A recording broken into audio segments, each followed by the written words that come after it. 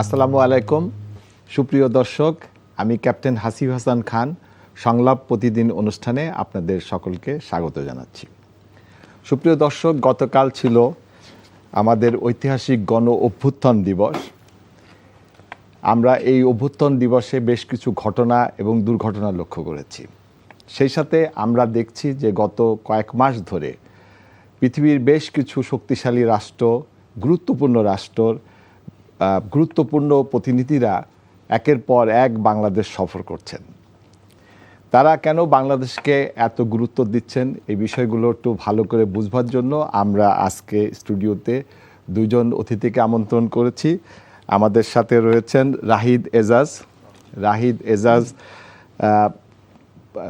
দৈনিক প্রথম আলোর কূটনৈতিক প্রতিবেদক, এবং আরও রয়েছেন মেজর জাকির জনতা দলের ভাইস প্রেসিডেন্ট, চেয়ারম্যান।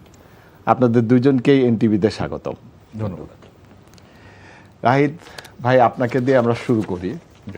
আমরা গতকাল যে ঐতিহাসিক আমাদের গণ অভ্যুত্থান দিবস পালন করলাম, সেখানে দুইটা অনুষ্ঠান হয়েছে। সকালের দিকে একটা গণভবনে আর একটা চীন মূর্তিতে, এবং এখানে দুই রকম আমরা দেখেছি। আপনার একটু মূল্যায়ন শুনতে চাই। ধন্যবাদ অনুষ্ঠানে আমন্ত্রণ জানানোর জন্য। আজকে আপনি যেটা বলছিলেন, কাল ছিল গণ অভ্যুত্থানের দ্বিতীয় বর্ষপূর্তি। 24-এর ছাত্র জনতার রক্তস্নাত পথ ধরে বাংলাদেশের রাজনৈতিক ইতিহাসে যে একটা রাজনৈতিক পরিবর্তনের সূচনা হয়েছিল, গতকাল আমরা সেই দিবসটি পালন করলাম। এবং আপনি যেটা বলছিলেন, রাজধানীতে দুটি গুরুত্বপূর্ণ অনুষ্ঠান হয়েছে। একটি হয়েছে জুলাই স্মৃতি জাদুঘরের উদ্বোধন, যেখানে প্রধানমন্ত্রী গিয়েছিলেন এবং সেই জাদুঘর ঘুরে দেখেছেন এবং সেখানে বক্তব্য রেখেছেন। এবং সেই বক্তব্যে যেটা তিনি বলেছেন যে মোটা দাগে যদি আমি এভাবে দেখি, জুলাইয়ের অভ্যুত্থানের কনটেক্সটে তিনি এই যে পূর্বসূরিদের সাহসী ইতিহাসের কথা তুলে ধরার কথা বলেছেন। আর পাশাপাশি যদি বলি রাষ্ট্র সংস্কার, এই যে অভ্যুত্থানের যে মূল স্পিরিট ছিল পরিবর্তন, সেটি পরিবর্তন রাষ্ট্রের বিভিন্ন স্তরে এবং গণতন্ত্রকে শক্তিশালী করা, মত, চিন্তা, মানবাধিকার এগুলোকে সমুন্নত রাখা। এর পাশাপাশি তিনি এটিও বলেছেন, ফ্যাসিবাদ বিরোধী আন্দোলনের অর্থাৎ আওয়ামী লীগ সরকারের আমলে যেই হত্যাকাণ্ডগুলো ঘটেছিল তার প্রতিটির বিচার করতে হবে। তো এটি যদি একটি দিক দেখি, এবং আরেকটি অনুষ্ঠান হয়েছিল যেখানে ওখানে একটা জিনিস দেখেছি আমরা, যে যখন আমাদের প্রধানমন্ত্রী গেলেন, যাওয়ার পরে তিনি দেখলেন যে ডক্টর ইউনূস সাহেব বসে আছেন যে দর্শক সারিতে। হ্যাঁ, এটা ধন্যবাদ মনে করিয়ে দেওয়ার জন্য। আমি অবশ্য যেহেতু দুটো বলতে হবে এবং দুটো ঘটনার তুলনা করবো, হ্যাঁ, এই বিষয়টা মনে করে দেওয়ার জন্য বিশেষ করে ধন্যবাদ। এবং আমি একটু আগে যে কথাটা বলছিলাম, পূর্বসূরিদের সাহসী ইতিহাস, তো এবং এটা যখন উনি বলছেন এবং কাল যখন দর্শক সারিতে বসেছিলেন অন্তর্বর্তী সরকারের প্রধান ডক্টর মোহাম্মদ ইউনূস, এবং তাকে দেখে সেটা নিয়ে আসলেন। এই যে বললেন পূর্বসূরিদের অবদান, তাদের স্মরণ করা, শ্রদ্ধা করা, সেই জিনিসটা উনি যেমন বক্তব্য রেখেছেন এবং তিনি তার কর্মকাণ্ডে কাল সেটা করে দেখিয়েছেন।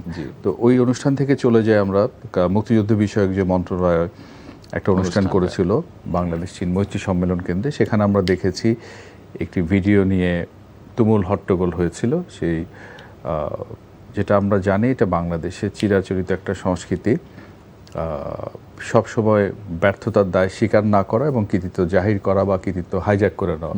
এখানে বলা হচ্ছে যে এক দফার আন্দোলন, এনসিপি এবং তার নেতাকর্মীরা যেটা বলছেন ভিডিওতে যথাযথভাবে উঠে আসেনি এবং বিকৃত করা হয়েছে, এটা বলা হচ্ছে। কিন্তু আমি তার এই অনুষ্ঠান নিয়ে যে এত চরম বিশৃঙ্খলা, যে আমি দুটো অনুষ্ঠানই কিন্তু শুধু দেশীয় অতিথিরা ছিলেন না, বিদেশি অতিথিরাও ছিলেন। এবং এই ক্ষেত্রে আমি ভারপ্রাপ্ত রাষ্ট্রপতি মেজর হাফিজের বক্তব্যটাই বারবার দেখছিলাম এবং শুনছিলাম। উনি যে বললেন যে ভুয়া করে যে আপনারা বক্তব্য দেন এবং এই যে অসম্মান করেন, অশ্রদ্ধা করেন, কেউ তো ভেসে আসেনি এখানে। এবং এই কথাটা সাথে টেনে আমি বলি, আমরা দেখেছি যে জুলাই আগস্টের অভ্যুত্থানের পর ধরে রাজনৈতিক পট পরিবর্তন হয়েছে, চিন্তা মত প্রকাশের স্বাধীনতা এসেছে, কিন্তু পাশাপাশি আরেকটা জিনিস আমাদের বোধহয় না বললেই নয়, আমাদের এই অঞ্চল এবং বিশেষ করে বাংলাদেশের আমার সংস্কৃতি, আমার ঐতিহ্য, আমার কৃষ্টি এবং আমাদের যে সোশ্যাল কালচার, সেই জিনিসটা কখনো কখনো আমার কাছে মনে হচ্ছে যে শিষ্টাচারের জায়গা থেকে সেটা ভেঙে যাচ্ছে। বয়োজ্যেষ্ঠদের শ্রদ্ধা দেখানো, সম্মান দেখানো, আমরা যদি নির্বাচনের সময় থেকে আগে পরে দেখি এবং এখনও সেটার ধারাবাহিকতা চলছে। আমি আধুনিক হতে পারি, এগিয়ে যেতে পারি, কিন্তু আমার যে হোমগ্রোন কালচার সেটা তো আমি রাতারাতি ভেঙে ফেলতে পারিনি। এবং রাষ্ট্রপতি যে কথাটা বলছেন, এই যে অসম্মান করছেন, আপনি তো অসম্মান করতে গিয়ে পুরো জাতিকে করছেন। বিদেশিরা চলে গেছেন এবং আপনি বলছেন ঠিক আছে আপনার আপত্তি থাকতে পারে, আপনি তর্ক বিতর্ক করতে পারেন, কিন্তু তাই বলে চরম বিশৃঙ্খলা করে এরকম একটি দিন যেখানে যে মানুষগুলো আত্মত্যাগ করেছেন, যারা হতাহত হয়েছেন, যাদের পরিবার আজ দুর্বিষহ জীবনের মধ্যে দিয়ে যাচ্ছেন, তাহলে তো আপনি যে দিবসটা বা যে দিনটিকে আপনার স্মরণ করার কথা, তাহলে সেই স্পিরিটটা তো আপনার থাকলো না। কিন্তু ওদের যে দাবিটা সেটা হলো যে একটা দফা যে ঘোষণাটা, সেটা তো আমরা দেখেছিলাম ওই সময় আন্দোলনের সময় ফেসবুকে দেখেছিলাম যে এটা নাহিদ ইসলামী দিয়েছিল, কিন্তু তাকে কেন এখান থেকে সরিয়ে ওই প্রামাণ্য চিত্রতে দেখা সেই জায়গাতে আমি কিন্তু দেখুন, আমি কিন্তু এই অনুষ্ঠান নিয়ে কথা যখন বলছি যে আমাদের ব্যর্থতাটা কখনো স্বীকার করি না, আর কৃতিত্বটা ছিনিয়ে নেওয়ার একটা প্রবণতা আছে ইতিহাসে। কারণ এখনও কিন্তু বলা হয়ে থাকে ৭১-এর নির্মোহ নৈর্ব্যক্তিক কোনো ইতিহাস লেখা হয় না। কোনো না কোনোভাবে এই যে দলগুলো আসে একটু হেলে পড়ে, সে তার মতো করে হিস্ট্রিকে তার পার্সপেক্টিভে দেখে। কারণ ৭১-এ যে যুদ্ধটা হয়েছিল সেটা যেমন সবার যুদ্ধ, ২৪-এ যে অভ্যুত্থান হয়েছিল অবশ্যই বুক চিতিয়ে ছাত্র সমাজ, বৈষম্য বিরোধী আন্দোলন তারাই নেতৃত্ব দিয়ে, এটা নাহিদ ইসলাম এক দফা ঘোষণা করেছেন, কিন্তু এক দফা ঘোষণার পাশাপাশি আজকে যদি পত্রপত্রিকা গণমাধ্যমে দেখেন, সেখানে অপরাপর ধরেন ছাত্র শিক্ষক বলেন, অন্যান্য পেশাজীবী সংগঠন, শিক্ষকদের সংগঠনে বলি, দ্রোহযাত্রা বলে যেটা হয়েছিল, সেখানেও কিন্তু এই এক দফার বিষয়টা এসেছিল।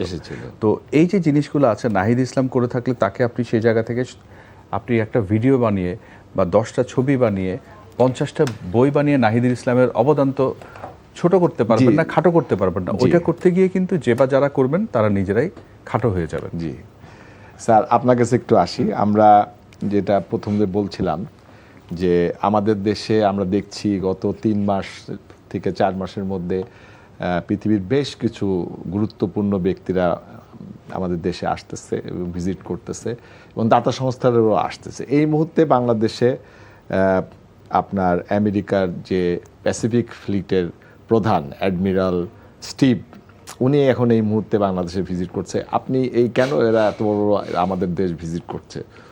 আচ্ছা, প্রথমে আপনাকে ধন্যবাদ আমাকে আমন্ত্রণ জানানোর জন্য। আর যারা আমাদের দর্শক শ্রোতা আছেন সবাইকে আমার সালাম এবং শুভেচ্ছা। আমি এই যে টপিকটা আপনি বললেন, এটা বলার আগে একটু প্রাসঙ্গিক একটা কথা বলে নিই। এটা কিন্তু ঠিক বিচ্ছিন্ন কোনো ভিজিট না।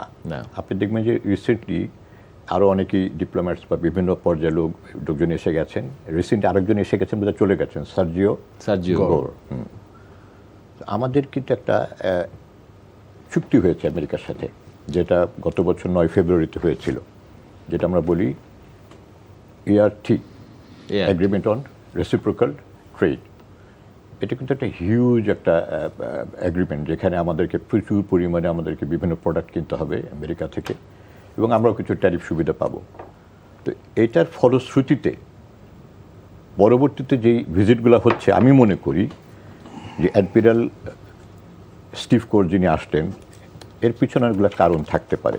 প্রথমত আমি যেটা মনে করি ব্যক্তিগতভাবে, from military diplomacy point of view, এখন কিন্তু সারা বিশ্বের একটা অদ্ভুত রকম একটা মানে উত্তপ্ত অবস্থা যাচ্ছে। সেখানে ইন্দো প্যাসিফিক রিজিয়নটা ইজ ভেরি ইম্পর্টেন্ট, চায়নার অ্যাক্টিভিটিস এখানে ইজ ভেরি ইম্পর্টেন্ট। আর তার আগে একটু বলে নেওয়া দরকার, অ্যাকচুয়ালি এই প্যাসিফিক যে ফ্লিটটা, এটা কোথায় অবস্থিত? এটা কিন্তু স্ট্রেচিং ফ্রম একদম উত্তরে যদি আমরা ধরি, যেটা কুরিল আইল্যান্ড, রাশিয়া, আর্টিক, ওখান থেকে একদম অ্যান্টার্কটিকা পর্যন্ত, এবং এটা এদিকে বঙ্গোপসাগর, ইন্ডিয়ান ওশান, একদম অ্যারাবিয়ান সি পর্যন্ত। এত বড় একটা ফ্লিটের কমান্ডার বাংলাদেশ আসা, it has a big impact. 22 সদস্য নিয়ে এটা বুঝতে হবে। এখানে একটা অদ্ভুত রকম গেম চলছে। তার আগে আরেকটা কথা বলে রাখা দরকার, যেটা মিস্টার গোর যখন এসছেন, উনি মিট করার পরে এখানে কিন্তু ইন্ডিয়ান হাই কমিশনার সাথে ঢাকায় দেখা করেছেন। এটা নিয়ে অনেক প্রশ্ন ছিল, অনেক ধরনের কথা বলেছেন। তা আমি মনে করি কি যে এটার একটা পরিষ্কার একটা ধারণা উনি দিয়ে গেছেন যে আমরা তোমাদের ভারতের চোখে বাংলাদেশকে দেখতে চাই না। আমি একটা ছোট্ট একটা উদাহরণ দিই, মানে আমি জানি না উদাহরণটা এখানে প্রাসঙ্গিক হবে কিনা। আমরা দেখেছি অনেক সময় রাজনীতিতে আমরা যখন একটা সভা করব বা একটা প্রোগ্রাম করব, তখন আমরা কাউকে একটা দায়িত্ব দিই, একটা ছোট নেতাকে বা কাউকে একটা দায়িত্ব দিয়ে বলি যে তুমি 200 লোক নিয়ে আসবা। কিন্তু আলটিমেটলি দেখা যায় কি ওখানে লোকের উপস্থিত হয় না, বিকজ যাকে দায়িত্ব দিয়েছি সে সঠিকভাবে তো দায়িত্বটা পালন করে না। জি, ভারতকে যে দায়িত্বটা দেওয়া হয়েছিল আমরা মনে করি বা জানি, যেটা বাংলাদেশকে এই রিজনের দেখভাল করে রাখার জন্য, আমি মনে করি যে ভারত সেটাকে খুব তাদের পার্সোনাল, তাদের নিজস্ব দেশের জন্যই তারা ব্যবহার করেছে। করিডোরস, বিভিন্ন রকম সুবিধা, ওয়ান সাইডেড ট্রেড করে গেছে, কিন্তু আলটিমেটলি কিন্তু আমেরিকার জন্য বড় রকমের কিছু কিন্তু এখানে ফুটহোল্ড হয়নি। তো আমেরিকা এখন চিন্তা করেছে যে ইন দ্যাট কেস আমাদেরকে বাংলাদেশে নিজেরই সরাসরি আসতে হবে। এরই ফলশ্রুতিতে এখন বিভিন্ন ডিপ্লোম্যাট, বিভিন্ন লেভেল লোকজন আসছে। তার মানে কি আপনি বলতেছেন যে বঙ্গোপসাগর ইজ দি ভেরি ইম্পর্টেন্ট। হ্যাঁ, এটা ইটস এ ক্রস রোড। এখন আপনি দেখেন যে এখন প্রবলেম কোথায় হচ্ছে, ওদিকে হরমুজে হচ্ছে, এখন রেড সিতে আবার নতুন করে শুরু হয়ে গেছে, মালাক্কা নিয়ে একটা প্রবলেম। আরও ইন্টারেস্টিংলি চায়না নিয়ে অনেক রকম কমপ্লেন আছে। চায়না নাকি ওশনোগ্রাফিক যখন সার্ভে করে তখন তারা ট্রান্সপন্ডারগুলো বন্ধ করে দেয়, মানে তার অবস্থান আপনি জানবেন না। তারা সাবমেরিনের লেন কোথায় দিয়ে যাচ্ছে, কারা কারা যাচ্ছে, এটা সিক্রেটলি তারা একটা মনিটর করছে। তো এগুলো তো আমেরিকার কাছে সব ইনফরমেশন আছে। তো তারা মনে করছে যে এই এলাকায় যদি আমরা নিজেদের প্রেজেন্স না করি, নিজেদের একটা যদি স্ট্রং হোল্ড না হয়, তাহলে এই ইনফরমেশনগুলো আমরা তো সঠিকভাবে পাচ্ছি না। তো এই কারণে বাংলাদেশে তাদের আসার এটাও একটা কারণ, যেহেতু তাদের আবার কিন্তু আমরা এলএনজি কিনছি, তাদের কাছে অনেক প্রোডাক্ট কিনছি, বছরে 6টা করে জাহাজ আসবে, বিশাল জাহাজ।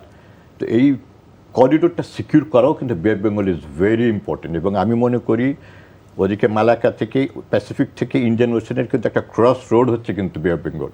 সো এটাকে সিকিউর করা অত্যন্ত জরুরি।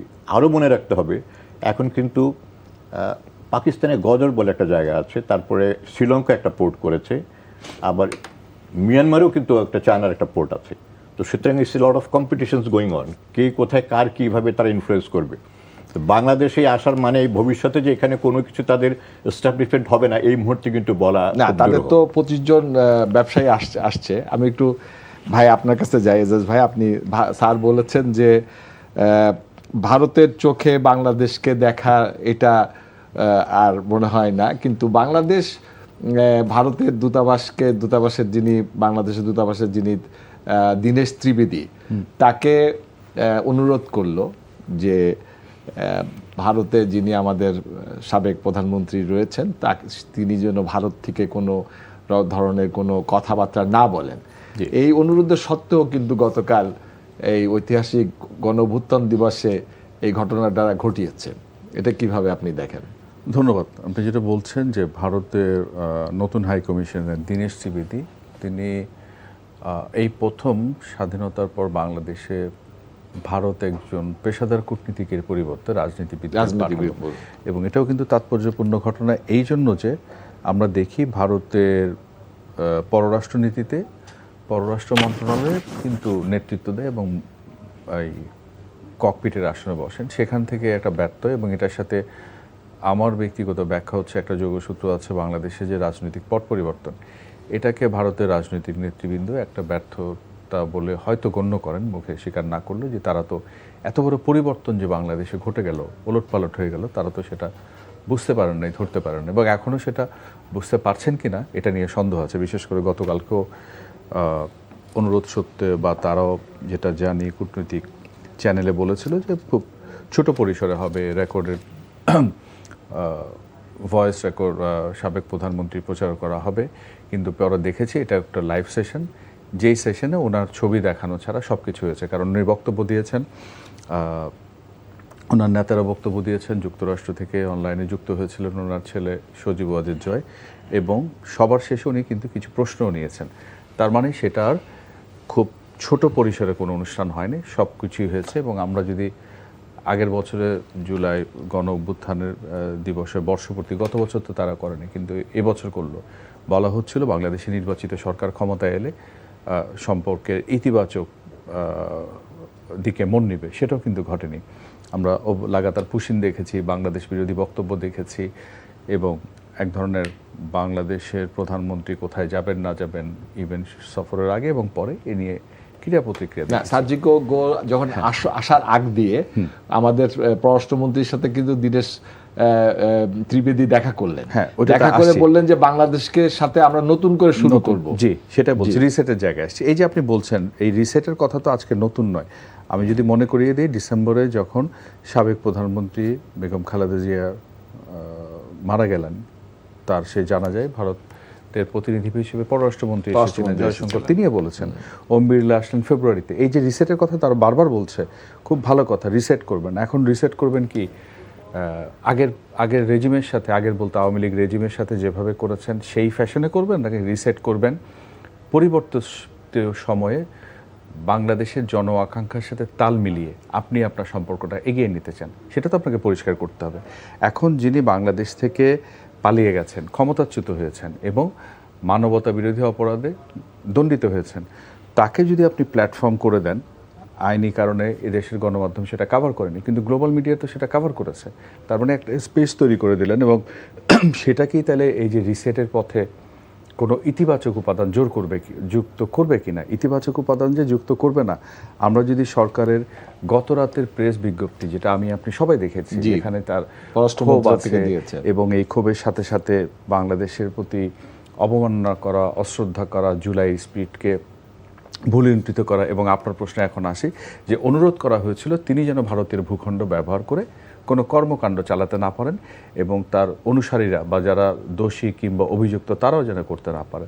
তিনি চালিয়েছেন, তার অনুসারীরা গেছেন, এবং এটা নিয়ে এরপরও কিন্তু নানান রকম বিবৃতি, বক্তব্য বলা হচ্ছে, সরকার যে বিজ্ঞপ্তি দিয়েছে সেটাতে ভুল হয়েছে এতবার, ইত্যাদি ইত্যাদি। অর্থাৎ তাহলে এই যে রিসেট করার কথাটা বলছেন, অঙ্গীকার করছেন, তো সেই অঙ্গীকার পূরণের জন্য আপনি তো যথাযথ পদক্ষেপ নিচ্ছেন না।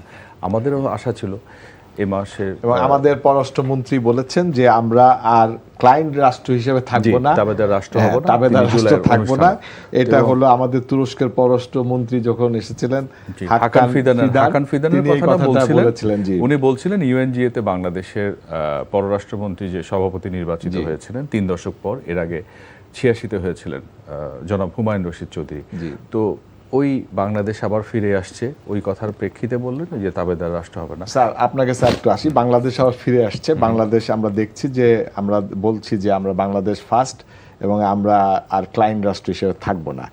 আমরা সম্প্রতি তুরস্কের সাথে, এটা ফিদেন হাকানি এই বক্তব্যটা দিয়েছিলেন, তা তুরস্কের সাথে আমরা একটা প্রযুক্তি হ্যান্ডওভার সত্ত্বে আমরা একটা ড্রোন ফ্যাক্টরি তৈরি করছি এই বাংলাদেশে। এটা বিষয়ে আপনার কাছে একটু শুনতে চাই স্যার। যেটা পররাষ্ট্রমন্ত্রী বলেছেন যে আমরা কোনো ক্লায়েন্ট রাষ্ট্র থাকবো না, ট্রু। আমরা তো সেক্ষেত্রে এটা ক্লায়েন্ট হচ্ছে না, আমরা তো এখানে একটা কোঅপারেশন হচ্ছে। কারণ আমরা ইতিমধ্যে জানি, এটা নিয়ে অনেক আলোচনা সমালোচনা হয়েছে যে আমাদেরকে গত রেজিমে আমাদের আর্মামেন্টসকে আমরা এইভাবে প্রকিউর করতে পারিনি, আমাদের ডিফেন্স ক্লায়েন্ট বলতে বলছে স্যার যে মানে আশ্রিত কোন রাষ্ট্রের সাথে, তাবেদার রাষ্ট্র। ক্লায়েন্ট তাবেদার তো প্রশ্নই আসে না, কারণ যেহেতু ড্রোনের যে কথাটা আপনি বললেন, এটা তো অ্যাকচুয়ালি তাবেদারির সাথে কোনো সম্পর্ক নেই, because it is a matter of cooperation. আমরা নিজের পায়ে দাঁড়াতে যাচ্ছি। আমি সেটাই বলছি, যেহেতু আমাদের একটা আর্মামেন্টের প্রকিউরমেন্ট নেই বহুদিন ধরে, আমাদের একটা ভালো এয়ার ডিফেন্স সিস্টেম নাই, আমাদের ভালো এয়ারক্রাফট নাই, আমাদের নেভি ইজ ভেরি উইক। তো এই সমস্ত ভেবে চিন্তে যদি আমরা ড্রোন কেন, যদি আরও বড় কিছু করতে হয়, মোস্ট ওয়েলকাম। আর ড্রোনের যেটা বললাম, এখন তো আপনি দেখেছেন অলরেডি, আমরা জানি যে ড্রোন কীভাবে আমাদের এখন এই বিভিন্ন যুদ্ধে, বিশেষ করে ইউক্রেনের রাশিয়ার যুদ্ধে এবং ইরানের সাথে যে যুদ্ধগুলো হয়েছে, মিসাইলের পাশাপাশি ড্রোন কীভাবে কার্যকর করেছে, সাংঘাতিকভাবে কার্যকর হয়েছে। তো এখন কিন্তু ল্যান্ড ওয়ারফেয়ারে যাওয়ার আগে আমরা দেখছি যে এই আকাশ যুদ্ধে কিন্তু অনেক এগিয়ে আছে, সেখানে ড্রোন কিন্তু is very important, very vital. তো প্রধানমন্ত্রী একটা ভালো কাজ করেছেন ওনার এলাকাতে, যেহেতু একটা বগুড়াতে একটা এয়ারপোর্ট হচ্ছে, আপগ্রেড করা হচ্ছে, এটা তো অনেকদিন পড়েছিল, ওখানেই বোধহয় ওই ফ্যাসিলিটিজের আশেপাশে ড্রোনের ফ্যাক্টরিটা করতে চাচ্ছেন। এটা প্রজেক্ট থেকে কি ট্রান্সফার হবে নাকি এখানে প্রোডাকশন হবে, এটা আমরাও কি কোনো এক্সপোর্ট করতে পারবো কি না, এটা সময়ের ব্যাপার। বাট আমি বলবো চমৎকার একটা ধারণা, এবং এরকম আমাদের আরও কিছু প্রজেক্ট এখানে আসা উচিত আর্মামেন্টে। আমরা এর অপেক্ষায় রইলাম। রাহিদ রেজাজ ভাই, আপনার কাছে আসি। মার্কিন যুক্তরাষ্ট্রের সাথে স্যার যেটা বলছিলেন যে মার্কিন রাষ্ট্রের সাথে আমরা একটা রেসিপ্রোকাল চুক্তি করেছি, ট্রেড এগ্রিমেন্ট করেছি, এবং সেটারই ধারাবাহিকতায় স্যার বলছিলেন যে এই যে এখন অ্যাডমিরাল আসছে এবং সার্জিগো গো আসছিলেন, এবং সার্জিগো গোর আগে আমরা দেখেছি যে যখন শেখ হাসিনার সময় তখন যে আমাদের যে ট্রাভেল ইন্ডিকেটর ছিল আমেরিকার, সেটা ছিল 4, তারপরে অন্তর্বর্তীকালীন সরকারের সময় এটাকে 3-এ নামিয়ে দেওয়া হলো, এখন এটাকে 2-এ নামানো হয়েছে, এবং আগামী সপ্তাহে শেষের দিকে আপনার 25টা কোম্পানির 45 জন প্রতিনিধি বাংলাদেশে আসছে বিনিয়োগ করার জন্য। এটা কিভাবে দেখেন আপনি? ধন্যবাদ। আপনি যেটা বলছিলেন, যুক্তরাষ্ট্রের সাথে নির্বাচনের ঠিক আগ মুহূর্তে যেটা নিয়ে প্রচুর সমালোচনা, তর্ক বিতর্ক বাংলাদেশে আছে, এবং আন্তর্জাতিক পরিসরে ইভেন খোদ যুক্তরাষ্ট্রের আদালতে জিনিসটা গড়িয়েছে, এবং তো সেই চুক্তিটা করা হয়েছে, এবং চুক্তিটার ধারাবাহিকতায় আমরা বেশ কিছু কেনাকাটা করছি, এবং এটার উদ্দেশ্য যুক্তরাষ্ট্রের প্রেসিডেন্ট করেছেন, তিনি ট্রেডটাকে একটা অস্ত্র হিসেবে ব্যবহার করছেন। তাদের যে বাণিজ্য ঘাটতি আছে, ওনার কথা হচ্ছে বাণিজ্য ঘাটতি রাখা যাবে না, তার কাছ থেকে বেশি কিনে সেই ঘাটতিটা কমাতে হবে। তো আমরা সেখানে বাধ্য হয়েছি। তো সেটি অনেকে এটা কি রাষ্ট্রবিরোধী চুক্তি বলে থাকেন, দাসখত লিখে দেওয়া ইত্যাদি ইত্যাদি বলেন। তো সার্জিও গোরের সফরের একটা অন্যতম প্রধান উপজীব্য ছিল এই যে আর্টের ধারাবাহিকতা বাস্তবায়ন, এবং এই আপনি যে বললেন ট্রাভেল অ্যালার্টের কথা, এই ট্রাভেল অ্যালার্টের ঘোষণাটা কিন্তু উনি বৃহস্পতিবার পররাষ্ট্রমন্ত্রী ডক্টর খলিলের সাথে বৈঠকের পর তার এক্স হ্যান্ডেলারে জানিয়েছেন, ডক্টর খলিলকে জানিয়েছেন। তিনি আবার শনিবার, অর্থাৎ যেদিন তিনি চলে গেলেন 3 দিনের সফরের শেষ দিনে, সেদিনও প্রধানমন্ত্রী তারেক রহমানের সাথে আলোচনার পর সে বিষয়টা উল্লেখ করেছেন। বাংলাদেশকে তারা কী চোখে দেখে, তারেক রহমানের নেতৃত্বকে কী চোখে দেখে সেটি বলেছেন। আর আরেকটি বিষয় তারা বলেছেন, আপনি যেই বিষয়টা টেনেছেন, 25টি শীর্ষস্থানীয় প্রতিষ্ঠানের 45 জনের একটা ডেলিগেশন আসছে, তারা ব্যবসা বিনিয়োগ নিয়ে কথা বলবে। তো এটা ছিল গোরের বক্তব্য। এখন সার্জিও গোর যখন বলেন বাংলাদেশে ব্যবসা বিনিয়োগ বাড়াতে চান এবং আর্ট নিয়ে সমালোচনা, আলোচনা, তুমুল বিতর্ক আছে, তার মানে হচ্ছে তারা যুক্তরাষ্ট্র এখনও বাংলাদেশকে ব্যবসা বাণিজ্য অর্থনীতির দিক থেকে খুব গুরুত্ব বা তাৎপর্য সহকারে দেখে। আর আমি সেই জায়গায় যাব না ভারতের লেন্স দিয়ে দেখে কি দেখে না। এর পাশাপাশি আরেকটি বিষয় আমি এখানে বলতে চাই, পররাষ্ট্র মন্ত্রণালয় থেকে সার্জিও গোরের সাথে প্রধানমন্ত্রীর আলোচনার পর একটি বিবৃতি দেওয়া হয়েছে, যেখানে বলা হয়েছে বাংলাদেশের প্রধানমন্ত্রী সম্পর্ক এগিয়ে নিতে চান, ব্যবসা বাণিজ্য বাড়াতে চান, বিনিয়োগ বাড়াতে গিয়ে তিনি আপনার তথ্য প্রযুক্তি, সেমিকন্ডাক্টর এই বিষয়গুলো অবতারণা করেছেন। তখন সার্জিও গোর প্রধানমন্ত্রীকে অবহিত করেছেন যে প্যাক্সিলিকা নামে যুক্তরাষ্ট্র আর্টিফিশিয়াল ইন্টেলিজেন্সের যে একটা প্ল্যাটফর্ম করেছেন, ওখানে বাংলাদেশকে তারা সুযোগ করে দিতে চান। এবং ইন্টারেস্টিংলি যে প্যাক্সিলিকার কনফারেন্সটা হয়েছিল জুন মাসে, যেটাকে মূলত বলা হয় China containment for the artificial intelligence, Sergio গোর ঢাকা ছাড়ার আগেই পররাষ্ট্র মন্ত্রণালয় থেকে একটা বিবৃতি দিয়ে বলা হয়েছে বাংলাদেশ চীনের নেতৃত্বাধীন ওয়াইকো বা ওয়ার্ল্ড আর্টিফিশিয়াল ইন্টেলিজেন্স কোঅপারেশন এজেন্সিতে যোগ দিয়েছে। এটা দেখার সাথে সাথে আওয়ামী লীগ সহ বা সরকারের বিরোধিতা করেন এমন পক্ষগুলো বলতে শুরু করেছেন সার্জিও গোরের সফরটি ভালো হয়নি বলেই যুক্তরাষ্ট্র ছেড়ে চায়নার এই যে ওয়াইকোতে যোগ দিয়েছে। কিন্তু আমি যতটা তথ্য জেনেছি, আমরা যেটা জানি, এক দেশের সঙ্গে আরেকটা দেশের সম্পর্ক যখন হয়, পারস্পরিক সাংঘর্ষিক কিছু থাকে, তৃতীয় যে দেশটি থাকে সে অবশ্যই দুই দেশের সাথে যখন সম্পর্ক বজায় রাখে, সে যে জিনিসটা করছে তার বন্ধু রাষ্ট্র বা তাকে অবহিত করে। তো আমার পর্যবেক্ষণ হচ্ছে বাংলাদেশ যখন সার্জিও গোরের ভিজিটটা, যেটা দেখা যাচ্ছে অ্যাপারেন্টলি খুব পজিটিভ, তো সেখানে যুক্তরাষ্ট্রকে এটা অবহিত করে থাকতে পারে। কারণ বাংলাদেশ চীনের দিক থেকে অনুরোধ ছিল বাংলাদেশ যাতে এটাতে সদস্য হয়। বাংলাদেশ কিন্তু শুরুতে এটাতে পর্যবেক্ষক যাবে, অর্থাৎ পর্যবেক্ষক ও সদস্যের মধ্যে তো তফাৎ আছে। তো সেই জায়গাতে বাংলাদেশ দুটো প্ল্যাটফর্মেই নিজেদেরকে যুক্ত রাখার সুযোগ পাবে, যাতে সেমিকন্ডাক্টর, এআই, এই যে তথ্য প্রযুক্তি ভিত্তিক যে বিকাশ, শিল্প উন্নয়ন, এখানে যাতে বাংলাদেশ থাকে। তো মোটা দাগে আমি মনে করি যুক্তরাষ্ট্রের সাথে এই সফর, আপনি যে অ্যাডমিরালের সফর, এমনি সামনে বিজনেস ডেলিগেশন সব মিলে সম্পর্কটা একটা ইতিবাচক এবং ধারা আমরা রয়েছে। দেখছি যে জাপানিরাও একই সময় আসছে। একই সময় জাপানিরা একই সময় আসছে এবং আগামী সপ্তাহে জাপানের পররাষ্ট্র সচিব আসছেন সচিব পর্যায়ে আলোচনার জন্য। জাপানের সরকারও প্রধানমন্ত্রীকে সফরে নিয়ে যেতে চান। তাদের এখানে যেসব বড় প্রজেক্ট আছে, একটা হচ্ছে 3rd টার্মিনাল, মেট্রো 1 এবং মেট্রো 5 নর্থ, সেটা আছে। আরেকটা আছে তারা বিদ্যুতে একটা বড় কাজ করতে, প্রিপেইড মিটার, এরকম অবকাঠামো উন্নয়ন, ব্যবসা বাণিজ্য। তো সব কিছু নিয়ে ইতিবাচক কিছু ধারা বা ইঙ্গিত আছে। এখন আমাদের দিক থেকে দেখতে হবে ব্যবসা বাণিজ্যের পরিবেশটা উন্নত করা, নিরবচ্ছিন্ন জ্বালানিটা ঠিক রাখা, আর হচ্ছে আমলাতান্ত্রিক যে জটিলতা, এইগুলো যদি আমরা ঠিক করতে পারি একটার সাথে আরেকটা সমন্বয় রেখে, তাহলে আমি মনে করি সামনের দিনগুলোতে আমরা ইতিবাচক একটা পরিবর্তন দেখতে পারি। আচ্ছা, আমরা আরেকটা জিনিস দেখছি যেটা জাস্ট আলোচনা করা, স্যারের কাছে বলি যে মাতার বাড়িতে আপনার জাপানরা একটা এখানে একটা ডিপ সি করেছে মাতার জাইকার ফান্ডিংয়ে, এবং ওখানে একটা এলএনজি টার্মিনাল করেছে, এবং ওই আপনি যেটা বলছিলেন যে 6টা বড় বড় জাহাজ আসার একটা চুক্তি হয়েছে। তো এই যে আমরা রেসিপ্রোকাল ট্রেডে দেখছি যে $1 বিলিয়ন আমরা কিনবো, এলএনজি কিনবো আমেরিকার থেকে। এই এলএনজি কি তাহলে ওই যে যারা জাপান কিংবা আমেরিকা যে কোম্পানিগুলো আসছে তাদেরকে কি এই নিরবিচ্ছিন্ন গ্যাস তেল দেওয়ার জন্যই কি এই এলএনজি আমদানি করা হবে? অবশ্যই সেখানে তাই না। যে আপনি আরেকটা কথা বললেন যে একটা বড় টিম আসছে, প্রায় কতজনের, 25 জনের, 25টা কোম্পানি, 45 জন। তার মানে একটা হিউজ ইনভেস্টমেন্ট হবে এখানে। তো ইনভেস্টমেন্ট হবে, ইনভেস্টমেন্টের পূর্ব শর্ত হলো স্যার যে তার জ্বালানি আছে। আমি সেটাই আসছি, এবং সেই জ্বালানিটা তো তারাই ঠিক করে দিচ্ছে। আমি সেটাই তো আসছি সেই পয়েন্টে, যে যেহেতু ইনভেস্টমেন্ট হবে, এখন আমাদের যে ক্রাইসিস যাচ্ছে এখন আমাদের মানে এই সেক্টরে, গ্যাসের সেক্টরে, এনার্জি সেক্টরে, এই জন্য তো LNG terminal is a long term program. এটা তো আজকে হঠাৎ করে হয়নি, এটা অনেক আগেই করেছে, এবং ডেফিনেটলি ইউএস এর একটা একটা ইয়েস ছিল যে তোমরা এটা গো হেড।